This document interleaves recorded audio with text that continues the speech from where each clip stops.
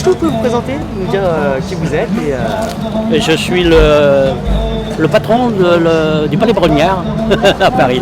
Non, je m'appelle Bernard Barou, je suis un petit artisan, donc j'ai une petite entreprise dans le textile. Et à côté de ça, je lutte sur tous les projets écologistes avec nos amis. Là. Et donc on fait partie depuis des années de grandes luttes. Et donc voilà, donc on a lutté contre les contournements autoroutiers sur Lyon, puisque nous faisons partie d'une association qui s'appelle Sauvegarde Vivara et Pila, qui combat le contournement ouest de Lyon.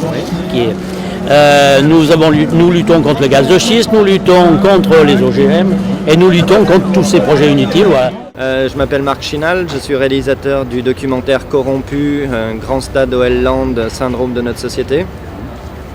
Et je suis très content de continuer la lutte, on va dire, pour faire connaître au grand public la problématique des travaux inutiles. Par rapport aujourd'hui à la journée d'aujourd'hui, est-ce que tu te sens en osmose avec les autres stands? Même moi, de toute façon, c'est... Qu'est-ce que tu attendais de la journée d'aujourd'hui là? Est-ce que c'est de la sensibilisation? Est-ce que ça permet des rencontres? Aller chercher le grand public. Parce que le grand public est vraiment la clé de la démocratie. C'est pas les militants qui se bougent. Voilà, ils se bougent, dont je fais partie, mais c'est formidable, mais ça suffit pas. C'est le grand public la clé. C'est le grand public qui doit être informé de tout ça. Et donc oui, évidemment, cette journée-là, c'est pour sensibiliser le plus de monde possible. Parce que c'est mieux que d'être derrière son ordinateur ou dans son coin.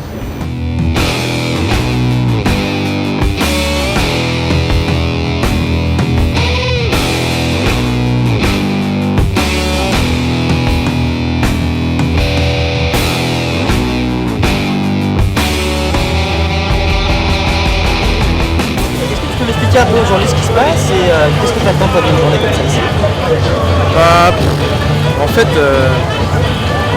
je sais contre quoi c'est contre les grands projets inutiles, tu vois, forcément, donc c'est pour ça que je suis venu, parce que je suis complètement d'accord avec ça.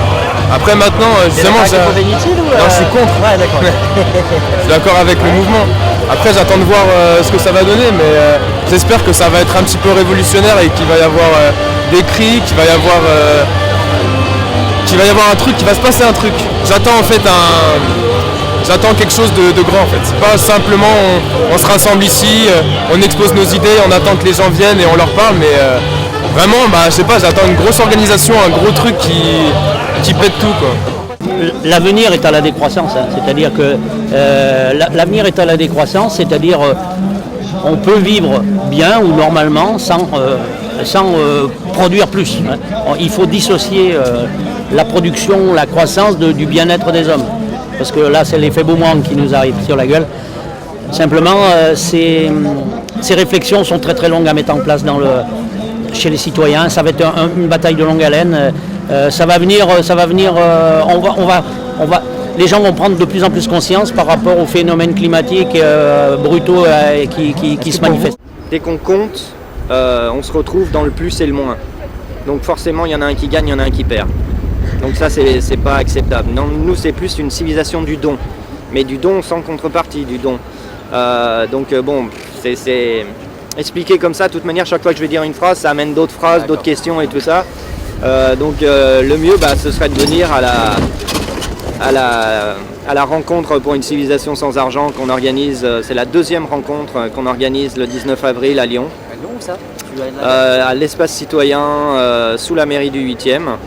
Mais c'est indépendant de la mairie, évidemment, puisque c'est ailleurs. J'espère qu'ils ne nous interdiront pas d'ici là. mais voilà, ils sont quand même sympas pour l'instant. Donc,